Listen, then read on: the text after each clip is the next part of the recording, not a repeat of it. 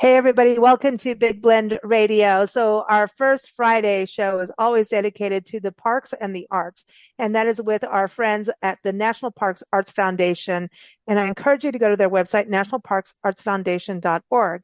Today is all about music, and I think I can't even tell you how many interviews. It's kind of crazy. It just happened, but it is basically New Music Friday, and we're celebrating music because really music makes the world go around, right? And today we're going to be chatting with acclaimed singer-songwriter Lisa G. She is awesome.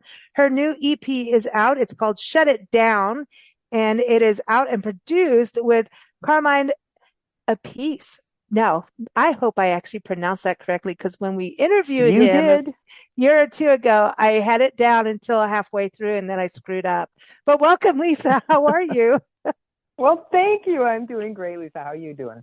Doing good. I had to go and rewatch that video clip of, they did that spoof on his name with him in it about trying Yes. to get his name correct. And I had to rewatch Isn't it. that great? Love it. I love that. So And now funny. it was fun. And I did that before his interview with us. And because he did an album with Fernando Perdomo and he came on with that. And we had a great conversation. It was fun. And everyone, I'll link Yeah. that from the show notes so you can keep up with Carmine too. And he even told us how to take care of our car. It was great. So He I is don't, a wealth of knowledge on so many levels. he kicked ass on drums with this, and you've been, Oh, yeah. it's interesting because I know the first single is on this, right? And Shut It Down. I mean, he really, that when I say kicks ass, that you can hear him really go to town on that, song Yes. on the EP, but Love Thing, that was that the beginning of the EP and working together? Yes, as a matter of fact, originally we were just going to do a single together, and we did that, and we had so much fun with it. I didn't realize, I mean, trust me, Carmine Appice is a legend. We're talking, he was friends with Jimi Hendrix. I mean, and he was, a Vanilla mentor to Fudge, John, Rod but Stewart. yeah, a God, mentor to John Bonham of Led Zeppelin. That's some pretty heavy duty stuff. yeah. He's worked with Buddy Rich. I mean, this guy is a legend. So the idea that I got to work with him was pretty amazing. And I was a little nervous at first, but he's such a great guy. We're like besties now. We talk on the phone all the time. He's just the coolest guy. But when we did this together, I always knew what an amazing producer he was, but he just blew my mind with this. And so I thought, I asked him, do you think we could do some more stuff? And he's like, oh, God, yeah, let's do it. And so we just kind of continued from there. But Love Thing was the first one we did. I love that. So I love the whole EP, and I'm just bummed that it's not a full length album. Quite honestly, that's my personal thing is like, I just want more. And I love to hear a woman sing with conviction because you could go right into like even heavy metal with your voice and you've got an incredible range, but you're not overdoing the high pitch and you've got that earthiness at the same time and the vibrato in the middle. Like you've got like a temperature gauge that you know how to manipulate. You got Mercury, girl. Yeah. Well, It's thank you cool. so much. But I tell you, a lot of it, was Carmine in terms of his production of me. And he would say, let's back off the vibrato here and let's, make it stronger here. Give me some growl Cool. over here. He is Wow.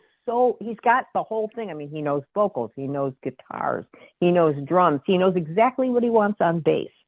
And our bass player is a guy named James LoMenzo. And James is the bass player for Megadeth. Yeah. And See. he was also the bass player for John Fogerty. So, I mean, he has a wealth of experience. How do you But go from Carmine knew Megadeth to exactly what he John wanted. Fogerty? That's crazy. Like that's Well, crazy, it right? was But it's it was kind of interesting when I first met him because Kenny Aronoff, who was the drummer, of course, for John Cougar Mellencamp for 30 years, and then was with Fogerty for 30 years, yeah, that and makes sense. is now with Joe Satriani. But he was the one who turned me on to James LoMenzo, and I remember hearing like he was with Slash's Snake Pit, and he was with again, Megadeth. And I remember asking James, well, you do Megadeth, why would you want to work with somebody like me? He goes, I love the kind of music you do. And he said, there's bread and butter. And, he's so great at heavy metal. I don't know if you've ever seen him on stage, but he is a monster Mm. on stage with Megadeth. So he loves it all. He can do any kind of music, and it surprised me. Wow. But I was I, pleasantly I surprised. love these collaborations, and I know that there's bands that are like, we're married for life, which I appreciate. And because I mean, we've had our band years and years ago, and holy hell, like, I don't, that is a marriage, but with multiple people. I don't know if I want that again, Yeah. but I loved it. And it was like a love hate thing, right? So you're always playing these. Sure. And then if you want to do something new, it's like, how are the dynamics before I try to present something, especially as a woman, right? As a, front person, Yeah. it's like, oh no, like, and I was so young and so naive and I don't even want to use Yeah. the word naive, but I just want to say I was really dumb, at that point, but I could write and I could sing that. I mean, I know my music, Yeah. that was the thing. And Nancy, mom here was keyboardist, like, and don't mess with her. She was a teacher of music and art Wow. and all of Yeah. that. So she knew her stuff and she would sit there because she can read music and you'd have somebody going, well, no, we do this and this and that. And she's like, no, musically, you're 100% correct and it doesn't sound good, but you're not getting why it's not sounding good. You don't understand. And so that's why I wanted to touch with you because you're a multi-instrumentalist, not just an amazing vocalist and songwriter, but a Oh, thank you. multi-instrumentalist. So did I you learn am. to read music and does that help you if you did or not? Well, the interesting thing is, my mother was a classically trained pianist. And so Ah, when I was a little kid, I said, Mom, I want to play piano. So, she set me up with lessons and what was then called harmony lessons, but that was actually music theory. And that's what they called it for a 6-year-old at the time. So I went into that and I hated it. I hated it. But at that point, it was a time in history where one's parents decided, that you were going to follow through with what you started. And while she wasn't, aggressive about it, she just said, trust me on this. You're going to thank me for this later. So I went through it until I was 14 years old, and I have that base. And that base, my brother is way better at the theory than I am. So sometimes if I have issues, I'll go to him and ask him for his advice. But it is amazing what hmm, you can construct in terms of, I actually write classical music, but it's because of that. It's because I had that theory. hmm, And it helps me just with a general understanding of things like literally vocal harmonies, and how to put different instruments together. You grow up with orchestras. But yeah, so that was a huge thing. And I come from a very musical family. My mom, my brother, even my sister to some degree, while she didn't do it as seriously as my brother or myself. hmm. But we come from a musical family, and yeah, definitely the theory helps, but I do a lot of it by ear as well. Mm. That's where, yeah, Nancy's very, she learned all of this, and so when the band drama would start, she'd go, here, and it would diffuse all of it. She's like, because Yes. you got to go back to you, I mean, because you can break all the rules, absolutely, but if it's still not making sense and it's not. So it was a very interesting dynamic, especially because we were the two women and the rest we had like, I think we had a 9-piece band at the end of the day at one point and it Wow. got a little crazy. And then everybody broke up on stage, had a big drama. And then I went off and Oh, played with other people and had a different journey, which really made me have to sure. step up, which was good and played with some bigger names and stuff. It was great, but I think that's an interesting thing being a woman too. Um, in the singing and in the music standpoint, you can be looked over, or how do you balance that? And, we've done so many music interviews with female musicians, vocalists, songwriters, and some are like, man, it's like been hell. Some are like, you just get seasoned and know how to deal with it. And tell us about your journey as a musician and a songwriter and an amazing, vocal. I mean, all of it, right? You have all of it. How do you battle the BS? I mean, have you felt any BS? Well, it a was woman? actually, it's interesting. It's not just as a woman, but it's also, Hmm. it's very cliquish. I don't know if you have that experience, but if you're trying to play locally, you have basically promoters in the area, some of whom favor certain bands, and you really have to try to, it's a challenge. You have to try to overcome that. And it was a very difficult journey for me in that regard. But, my brother and I started our first band. I think I was in maybe fourth grade. But I've been writing since I was 4 years old. That's when I wrote my first song, was the age of 4. It was 4 chords, Awesome. 4 words, and I was four Wow. years old. So I had four, No, four, but four. that 4 chords, 4 words, I mean, that's a song right there. That's a song title. Yes. Like, Writing 4 chords, 4 words. But yeah, so I've been writing for a long time, and my brother and I are sort of differently abled in terms of how our brains work.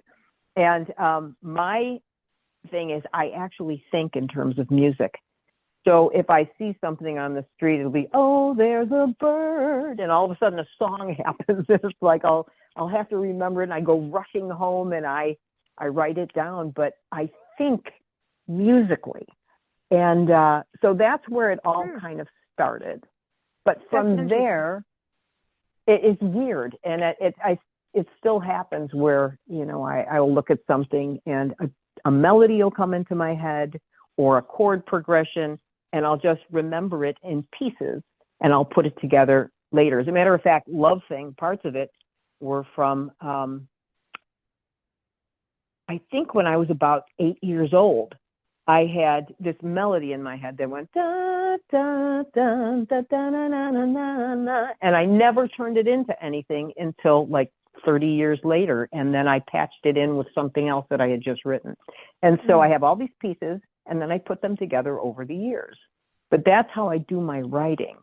As far as you call it, the BS, and it's very difficult, A, to be female in this industry, and B, again, I don't know if you had this experience, but in terms of the kind of cliquishness in the area, you have to figure out ways to kind of get past it.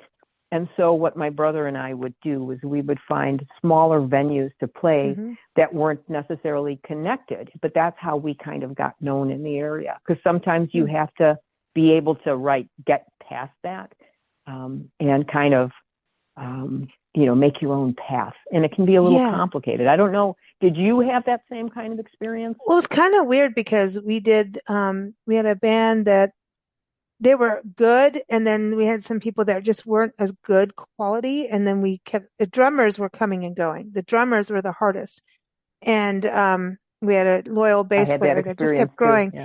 And it wasn't like if someone needed to grow and they were ready to grow and wanted to grow, then let's go.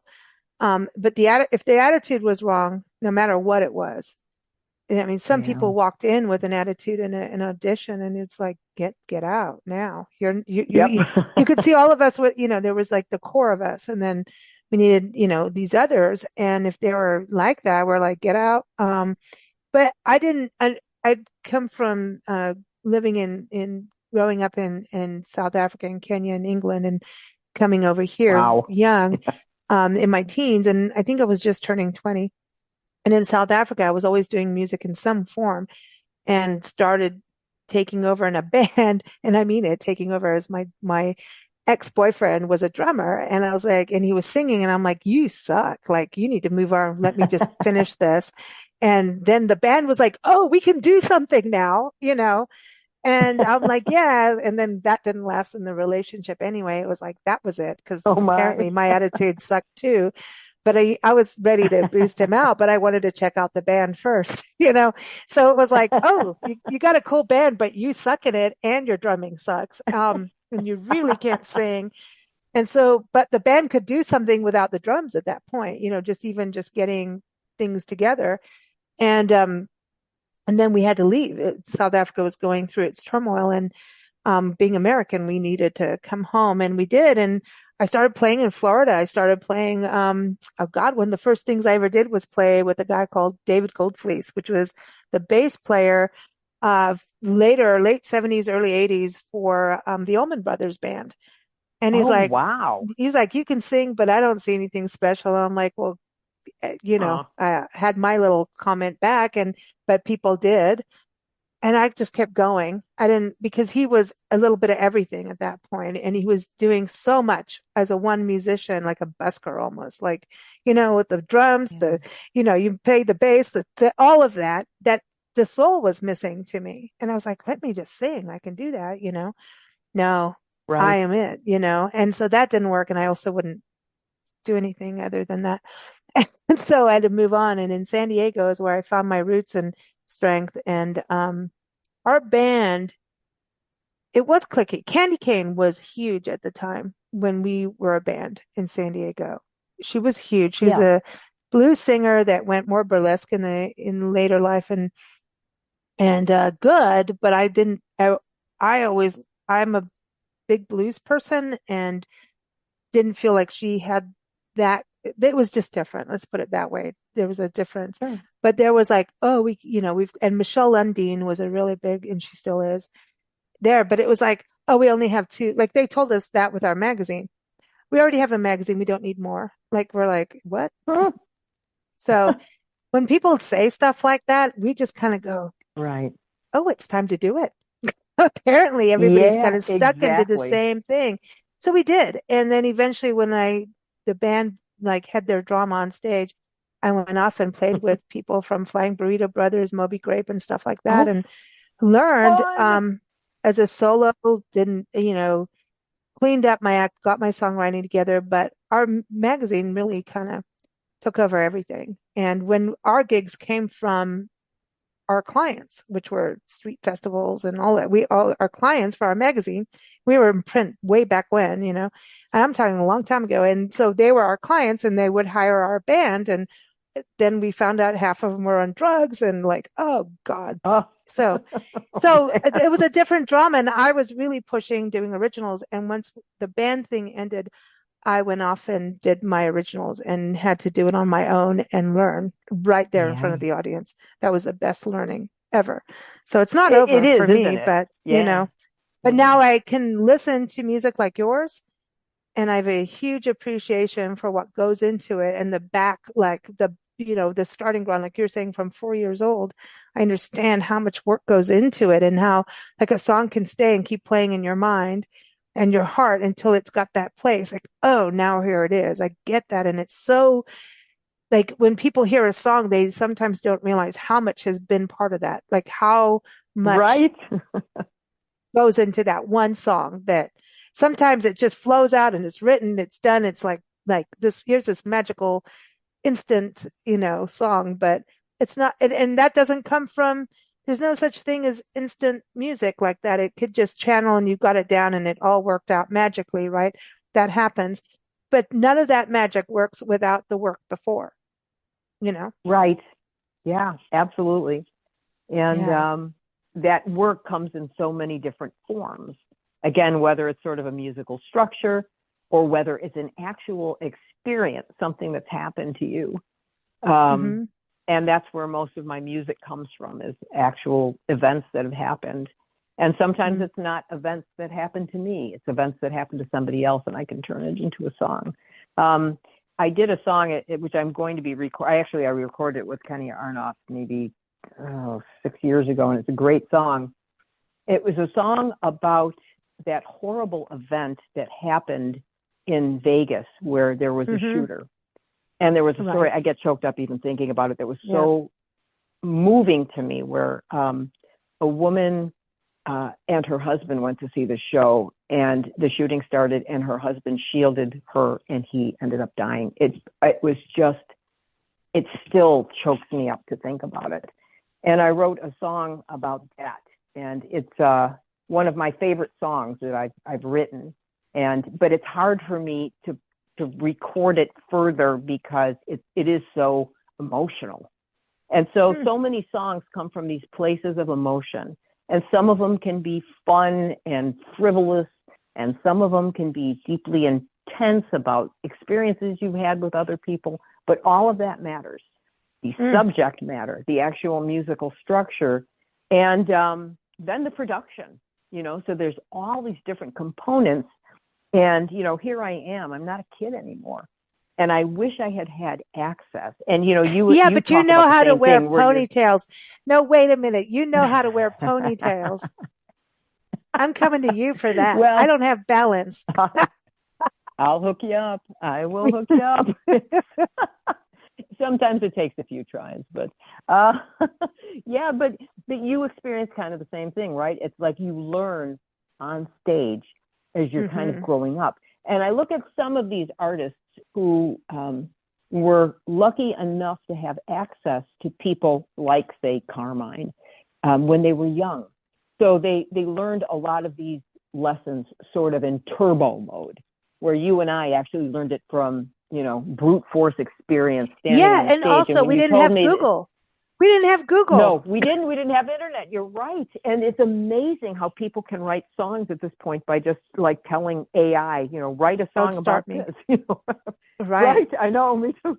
But the thing is that you when you told me, that really hit a chord with me, that somebody said, you know, your voice is nothing special. First of all, what a thing to say. Second of all, it moved you to do other things. I've had that experience too, where people have actually told me I was terrible. And it Mm. hurt at first. It was like a knife in my heart. But I thought, you know what? You don't like it. But this person said that they do like it. So Hmm. it's all kind of a matter of opinion, right? But you had the same experience in terms of, you know, having to kind of be in the trenches with this stuff and have to deal with people's different tastes and then the way they present that to you. Because Yeah. as far as I'm concerned, if somebody doesn't like what you're doing, okay, then don't listen, but you don't have to be mean Yeah. to me about Then why are it. you having me on It's, stage with you? Right? Why did you need me? You know, yeah, was it just because I was a exactly. blonde and at that time, you know, pretty skinny and doing my thing, or was, you know, because I was 20, you know? There Right. was there, but at the same time, I also didn't know who the Allman Brothers were. So, because I didn't, you got to Wow. think was 93, 94 with him. And Sure, by the yeah. time we got to this country, and yeah, so the music thing in South Africa was later then. I can't keep up, but we didn't, you know, all our stuff was English coming over to South Africa at the time. And so coming over here, I didn't quite know. Now everybody knows the Allman Brothers over there and everything. But hey, we knew Rodriguez before America knew. Like, don't screw with me on that. That was my soundtrack to high school and everything. And this country Yeah. didn't know who, you know, Carl Rodriguez was. And I was like, what? You don't know? And then, oh, we found out, like whatever, you know. And rest in peace, the Sixto. He was awesome. But it was really a Mm. weird thing because then here you go to San Diego. And so I'm like, all right. Well, he just fired me up to do more. I ended up singing in a madrigal band. I auditioned and I won the part and I couldn't believe it. I had to sit with this lady who played on an auto harp and then one lady tested me out on a piano where I had to read music and sing like la la la la la. And I'm like, oh, I can't do that. That's not me. No, I did choir in school, but I read it. I had to read the music to sing it, like actual notes and Oh, do the la wow. la Yeah. la. And it scared the hell out of me. I don't know why I did it, but it was after all of that. And they're like, no, no, we want you. And I'm like, hell to the no, I'm not doing that. I can't do that. I can't Yeah. even wear what you're asking me to wear. I'm not, you know, but I think that's an interesting thing about how you can have all these negatives, you know, and it is about if you really believe in yourself, you keep moving forward, you know. Um, and like I've taken a little detour on this. I interview musicians all the time and I love it because I'm so excited about the music. Yeah. I have a deep appreciation, but it doesn't mean I'm not going to do it. You should see what's in the storage unit of music, you know, but it's about finding the right Wow. people to Yeah. work with. And part of this Yes. wonderful experience has allowed me to meet the people that I want to take care of the music in the way that I believe it is and for me to learn how to actually communicate what I want. So talk a little bit about that for your experience of taking your songs and explaining what you want. Do you record it out and then show, hey, Carmine, this is what I have. Um, and if they change it, like understanding the changes, like, you know, like an editor goes in and cuts the babies out of the author's book, half the manuscript. Well, let me tell you something. When I met Carmine, and I got so lucky that I just look at kind of the planets aligning. And, it's hard when you have somebody contacting you out of the blue, for them to be interested in you. And so I had to kind of explain my history, and then he decided to give it a shot. But knowing who he was and knowing what he did with Vanilla Fudge in particular, he took these songs and he turned them into something really unique. And what he said was, what are you going to do? You're going to duplicate the song exactly. Why are you even bothering? And he said, you have to make it your own. And everything I've ever written has been on a piano or an acoustic guitar. That's it. And so prior to working with, first Kenny, and then once I got to Carmine, I explained to him that I had worked with Kenny, and, Kenny would he's always been saying, well, what would you want me to do? And I said, do what you want. I want to give me whatever you feel like doing. That's what I want, is to hear what you want to do. Same thing with James. Here's the song. Make it happen. My guitar player, Don Mancuso, he's amazing. He is the heart and soul of my music. He gets me, even when I don't get myself. So he has done so much. I think the sound of my music so much relies on Don. He is just the as I said, the guts almost in the music. But when D, as I call him, Don is D. But when D and I decided to kind of see what Carmine had to do, my attitude was let go, let Carmine. And so I just said, okay, here's an acoustic version of the song. What do you think we should do? And he just did it. And so I never really, it's like the stuff that I had, I'm not, I think, musically experienced enough with electric guitar, although I can hear in my head what I think I might want it to sound like. I want the expert to I want this collaboration. Exactly. Yeah, you have to sit back on ego. I think sometimes when you're, exactly. I think what's really hard is when you're working with the wrong people and you have to fight to get things to where you want it, you want this song out, right? In a band situation, right? Then you have to use your ego to put yourself out front, but then you're in that mode. So you're like a train coming in, and you may have made your point, and then they go, okay. And then it's like, all right, everybody shut up. It's my way or the highway at this point, because there's still that train moving on.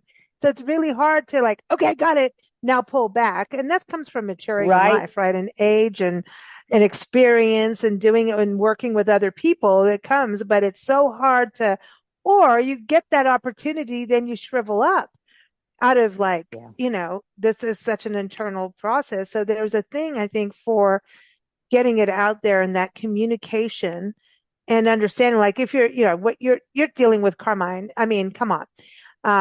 Appice. See, I can say it now. I've got it down. You she said it, so she's helping me. But it's true, when you work with the right people that will guide you and you're open to the guidance. And if you have that open door, even if their guidance, you go, that really isn't what feels right for me. I think it's how the communication happens, and respect. I think respect is huge. I have to tell you, when you're dealing with a legend like Carmine, and I mean, first of all, not just a production level, but he's the most amazing drummer. I mean, and look, everybody, go back to Vanilla Fudge. I just want people to understand. Go back to like Vanilla Fudge, and go back from that level, because he understands working like the full piece frigging band, like all of it, and in Rod Stewart, all of it. But like he understands all of it. And if you're the bass player and drummers, they're the foundation of all of it. Period.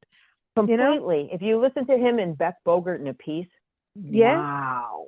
Some of the stuff that they do in there is just wild. And if you listen to what he did with my song Shut It Down, the opening is it's insane. Monster. That's what I was saying. Like he's like, that's what I was saying. Like he is a badass, right? I also I want to go to Love Thing, because I was watching the video, and I know you make videos too, and I was like, God, yes, because so you've got like, and I was watching the video, I'm like, I can't wait to talk to your one trippy chick, right? I was like, God, she's she rides her motorcycle everywhere, like that's cool. and because it's like, oh, she's not going to go, rape, pillage, and plunder the bar. She's not one of those. But she's a badass, right? But, and I was listening and watching your videos, and I'm like, okay, this is crazy cool. So, how much of when you're writing a song, do you ever see the visuals of the video first? Like, does that ever does like a video idea spur the writing? Never. And as a Huh. matter of fact, the video part of it, it is, I have to trip over things, I guess is the best way to put it, in order to figure out what I'm going to do. So I have to kind of look at the logistics of everyone and what we've got. And my videos are kind of funny. At this point, they're getting like, it's crazy because James is so busy. He's always on the road with Megadeth. Always. They are always touring. So I Yeah, have they this are. one piece of footage from him, and I've had to use it and incorporate it in every video. And so people have a certain style, right? So they have certain things that they do, certain, say, progressions or scales that they do. And so I'm always able to take this footage and find a spot for James. Okay, well, I'll put it here. But the funny thing is every video he's in the same outfit, he's in the same room, blah, blah, blah. So I had to start adding color. So I would add color, or I'd put him in a circle or something. And that's how the video would develop. It's like, okay, I'm going to put James in a portal. Okay, now James is in a portal. Now everybody's in a portal. Is that, And so oh, we're I all in see. a So portal. that's how that video, I love that video. And then you have the Yep. mouth. And I was like, oh my God, this is a trip. This is such a trip. I love The that video. mouth was so funny the way I had to do that. If you had seen me, you would have died of laughter, because what I had to do was I had to take green face paint and paint my entire face green and put on this crazy lipstick. And so when you see just the mouth, the No rest of my way. face is there, but it's a green screen face. And then I would put different patterns on it. And finally, I think I landed on like either, I can't even remember what, I think it was hearts, little hearts all over the place. I had to do it in Amazing. a certain light. So when I did it, I was sitting on my back porch and just praying that my neighbors wouldn't look out That's and see funny as me hell, sitting man. there with this Yeah. green face and these big red lips. And I thought, oh my gosh, please, please, Lord, don't let anybody come out of their house right now. But, And that's how I had to film it. And that's what the lips are. but that video reminds me of, like, it made me joyous to watch because it took me back to childhood in the 80s when we had videos come out, like music videos. And Yes. there's Yeah, that's what it the was. 80s, the 80s were some really weird times just in how things change in our world. Um, Yes, they sure and, were, weren't they? and when I go back to it though, I was like videos, and like Nancy and I will sit and we have music nights and watch music videos, and like, oh, I want to see this person. It has to either be a music video or live, right? When we do this weird game we play on YouTube so that no one, we don't like, I get the next three songs thing, right? And she makes videos and she's Oh, neat. weird. She does a lot on, she's done a couple of things for musicians, but she does a lot of the travel stuff, but she always adds some weird thing in there, man.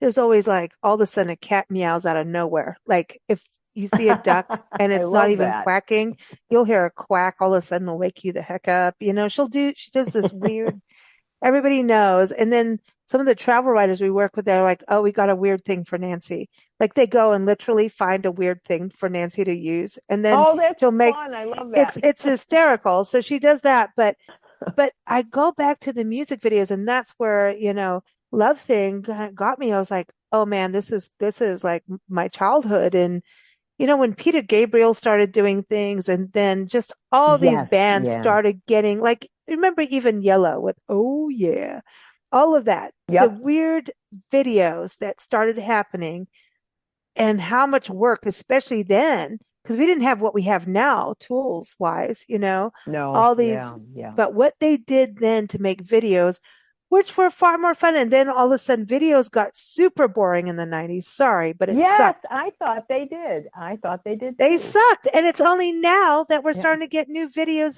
but even still, you have one of the coolest videos I've seen in a long time. Damn it. Someone thought and got creative and had fun with it. And I was like, dude, this is some cool stuff. But then we didn't, in the 80s, rocked it, and they didn't have everything we have now. Like, come on, people, go Yeah, look it at was. Lisa G. Rocks. Go on YouTube. Oh, Go watch this. If you're into videos, like, honestly, people, I'm just saying, I'm sorry, I'm getting a little hyper about it, but like, why do a video if it's going to be boring? You know, yeah, and do that's something my weird. whole thing is that they have to be interesting. And so it starts out with me standing in my green screen room, kind of whimpering and sobbing, going, "What am I going to do now? I'm out of ideas." And so the last one I did was Shut It Down, and that is the video that I am most proud of. That video has my most complicated effects, and it was so much.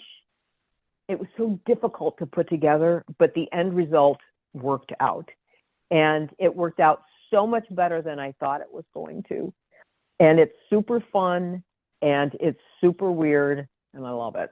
So I'm very proud of that one. And I like So, Automatic Reaction. That one they just released mhm. this past Wednesday, and I like Everyone, it. yeah, everyone's got to get on board. Like Lisa G. Rocks, and that's GEE. Lisa G. Rocks is the website, and from there go to YouTube and everything on that. I want to ask you about motorcycle riding. Where do you like to Sure. ride? Like, what's your inspiration, and does being on the open road help you in inspiration for music? Um, it does at times. It was very different years ago. The pandemic has really thrown a wrench in the works. I used to ride with friends. Many of them, unfortunately, over the years have passed away, and so I've lost so much of my group. But Mm, we used to go everywhere. We would go camping, and we would just go to festivals and drive all over the place. And I would meet all these fun, crazy, interesting people. And you do jams and open mic nights at bars. And oh, I'm not a fun. drinker or anything, but I would go to the bars just for the music. Hmm. And so for me, I had a riot doing that. And I started writing. Oh my gosh, I'm going to age myself here, in the 80s. Actually, it was in the late 70s. At that time, I was the only woman around who rode motorcycles. No, you just didn't see it. And not only As did your I own ride, woman, your own bike, not like you're on the back with right, a yeah. guy riding it. Okay, that's a big No, as a difference. matter of Yeah. fact, that is the reason that I decided to ride on my own, was because I loved being on the motorcycle, but I didn't like the way other people drove. So I had a boyfriend at the time when I was young, and he was very hesitant to teach me how to ride, because I think he thought that it would give me a kind of an independence that he didn't want me to have, because I was Oh young, and boy. I was Yeah, not yeah. with the right guy. So he didn't want that. And so he finally begrudgingly agreed. I got myself a tiny little motorcycle so I could learn. And he was supposed to teach me. We got into a huge fight, and he didn't want to help me anymore. So he put my motorcycle out in the alley and said, "Fine, you want to learn how to ride? Go ahead. Here's your keys. Ride it home." And I said, "Well, I know how to get it into first gear." Well, it took me an hour to get home. And boy, I was young and gutsy back then. The idea that I actually got on this thing and tried to do it like in traffic. By the time I got home an hour later, I knew how to ride. And from there, I was Wow. like, well, I don't want to ride this little bike. I'm getting me a big Harley. And so I got me a 1980 80-incher, which was a 1340, which back then was the biggest stock engine they made. And so I love that. I still have that bike. I call Wow. her And what about Lolita. Lolita? Yeah, Oh, we got to do because something on she's that. a low rider. Yeah, she's a low Yeah. rider. And so Ah, Lolita. so you don't have a dirty But it is, Godiva in your garage? Just just I kidding. do not, but We're gonna have to do a show on that one in the future. yes. But now what about Indian motorcycles? Like, because you know, I have my Indian. Yeah, my Indian's a 2016.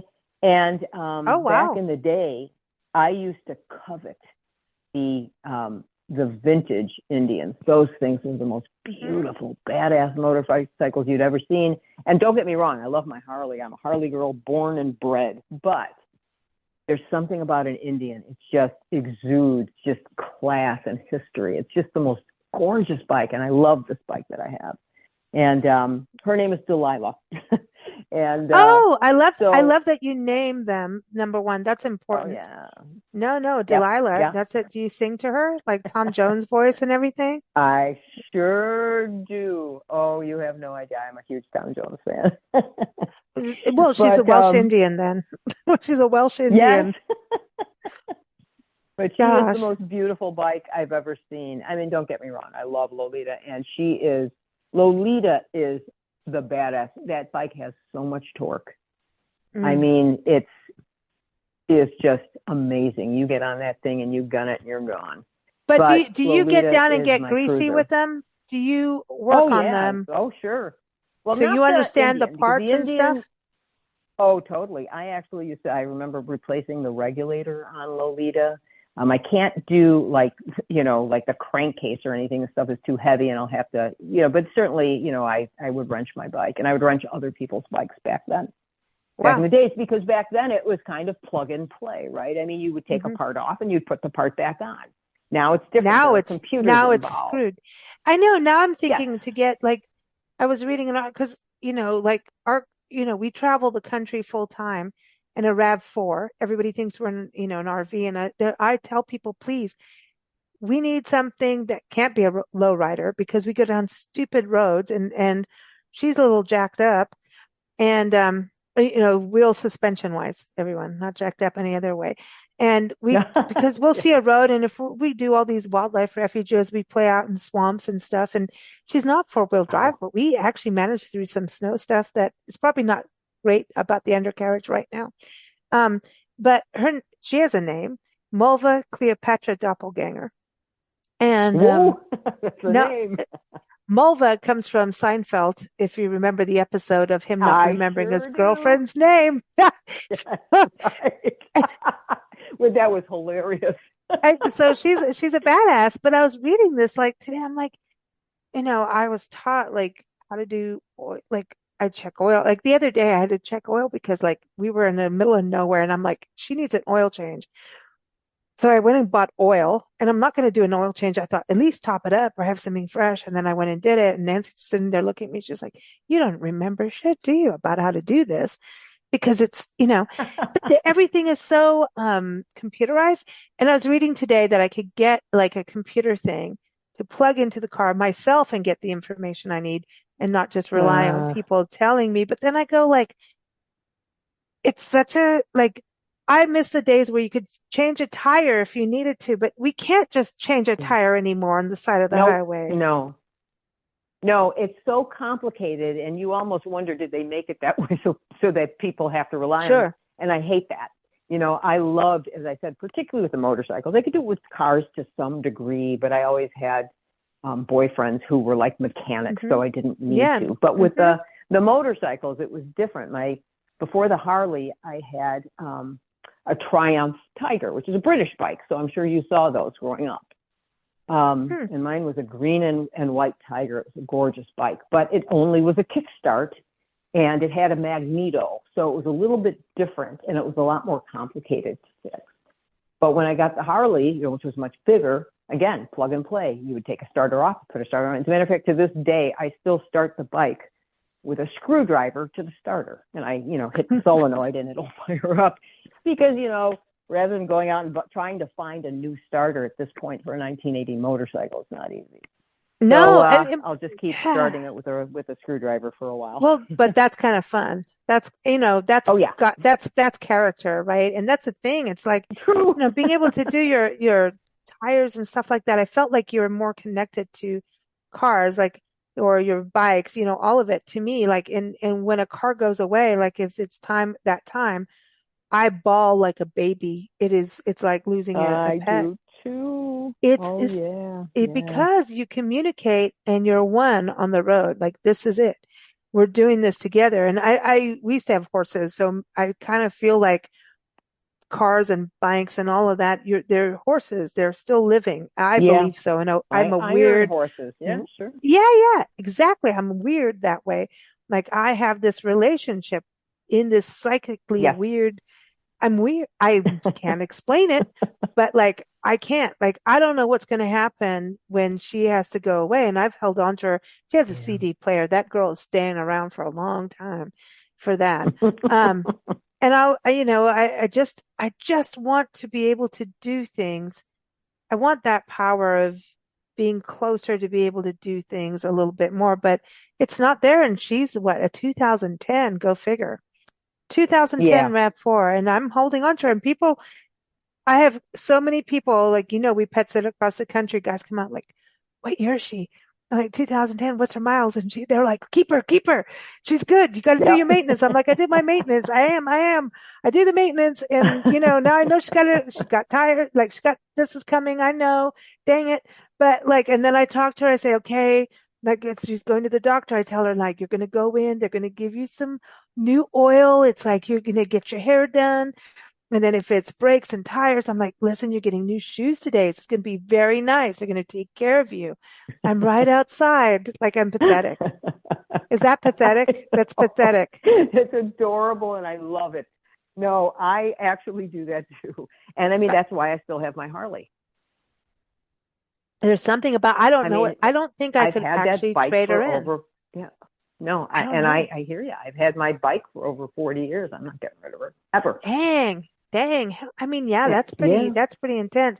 So now what do you think about being able to play music on the road when you drive or ride? Excuse me. Let me get it straight. Well, it's going to be interesting. I suspect it's going to be, once again, trying to logistics of, as you and I talked about before, leaving your house, leaving your pets. You have to make sure everybody's covered. And then, as you develop, I guess, and buy more equipment and stuff, can't put everything on the bike. So Yeah. I'll be driving across country though when I do. Uh, And but do you listen to music when you are on your motorcycle, on the Indian or which one, the Harley? Do you get to no, hear music? no, because I don't like the Indian is huge. It's a full dress. So that's a big bike. And if I wanted to put on a radio, I could, but I'm a purist and I hate kind of adding aftermarket parts to stuff. Mm-hmm. So we won't do that on this bike. Mm. And of course, I remember getting pulled over in Chicago once on my Harley. And I said, why are you pulling me over? And he goes, your ears. And he kept pointing to my ears. He goes, your ears. And I'm like, what's wrong with my ears? And he goes, you're listening to music. And I'm like, I am not listening to music. And he goes, isn't it headphones? And I said, no, those are my earrings. Of course, I'm wearing spike heels and a skirt. My purse is in my lap. Should make sure my Oh purse my is in my God, lap. this is hysterical. Oh Yeah, my well, God. I mean, at one point, my motorcycle, Lolita, was my only mode of transportation. So if I was going out somewhere to a club or whatever, I'd dress up. I'd wear heels and skirts and That's whatever. funny And as I'd hell. hop on my bike And and hair go. and pigtails, Yeah, right? pretty. Now, yeah, Yes, but of that's, course. listen, your cops in the Midwest need to slow it down a bit, okay? Indiana, Oh, like, that they do. dude, you guys have these in the cornfield areas. I got pulled over I keep saying to people, I got pulled over in a cornfield. And I did. And it was because they went from 45 to 50, 55, 40. Like they kept doing Right. this every block of cornfield. And I'm going, dude, your cornfields are putting me to sleep on top of this stuff. What are you doing? The guy pulls me over and I saw him. I'm like, damn you. And he was hiding behind this barn thing. Like, really? I mean, was that even private land? Are you paying the farmer to like park your little vehicle over there and then come flash? I was like, damn it. Here comes the lights. I hate it. And I'm like, damn it. And then Nancy thinks it's hysterical. She laughs through everything. I'm like, no, no, no, like do this. And she's like, ha ha, you got caught. I'm like, what? And he comes up, he says, do you know why I pulled you over? I'm like, yeah, I realized I was going like 4 or 5 miles over the speed limit. And he goes, what was the speed limit? I said, 50. Apparently, it was, no, I said 55 or something. Anyway, I was going 10 miles over, apparently, or Oops. something. But they just changed the thing, but he let me off. But I've got a Indiana warning. So now, like, every time I go to Indiana, I just like, I am the little old lady from Pasadena but she Right. doesn't, I am. And I'm like, I don't care. I don't want to be pulled over because I have the cleanest record. Nope. I will not. And I do get in trouble. And it's music that always gets me in trouble. I start playing music and I'll get it louder and louder. And I will just, music saves me Blast on the it and road. go. I drive along with trucks as much as possible, but because they're Yeah. good guiding, some of them are not. But yeah, music is everything, but it will give you speeding tickets, and your EP, Shut It Down, is one to get speeding tickets, and that's how I rate music. It's speeding ticket worthy, and so your EP is speeding ticket worthy. So it's been so much fun, Lisa, to have another Lisa on the show, and one that is badass in music and all kinds of other things in life. I encourage people to go to dot rocks, excuse me. So it's Lisa G, and it's Gee, Lisa G dot rocks. Before you go, I got to give a shout out to the National Parks Arts Foundation. They are awesome. So what they do is they have these amazing programs for artists, musicians, songwriters, photographers, filmmakers, you name it, where you go as a resident. You can apply to their amazing residencies where you apply and it goes through a jury thing and all of that. And if you win this and you go to, not win, but you get it, um, you get to be in a national park unit for a full month to create. And there's events involved and working with the National Park Service. It's a very esteemed and amazing program. Places like the Dry Tortugas, which is in the Florida Keys, where you get to be on your own island, your own key, loggerhead key. You have to take someone with you because it is that remote. You have to bring your own food in for a month. It is that remote. You're off grid.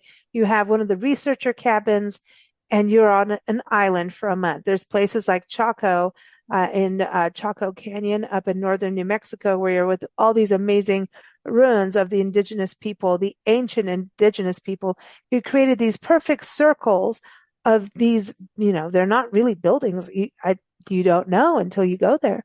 Then there's Hawaii Volcanoes National Park that has its own art house, that's 6 bedrooms with a recording studio for musicians and podcasters alike. Seriously. And their families can go. This is the coolest thing on the planet. So nationalparksartsfoundation.org. We love doing shows with them. I want to ask you, Lisa, before you go, if you were to go to any park in the world and just go for a month, not talking about just the parks that I was mentioning, just a park in the world where you could go create and perform even, where would you go? Probably Joshua Tree. I used to live out there. Glory. Did you? Yeah. I've only been through it once and it was just magical to me. Loved it. Lots of music history there too. Yeah. Lots of music history. I would love that. Ooh, Absolutely love it. But yeah. Very cool. Very cool. Well, thank you so much for joining us. Thank you, National Parks Arts Foundation. And thank you, audience. Keep up with us at bigblendradio.com. Thanks so much, Lisa. Thank you, Lisa. Take care.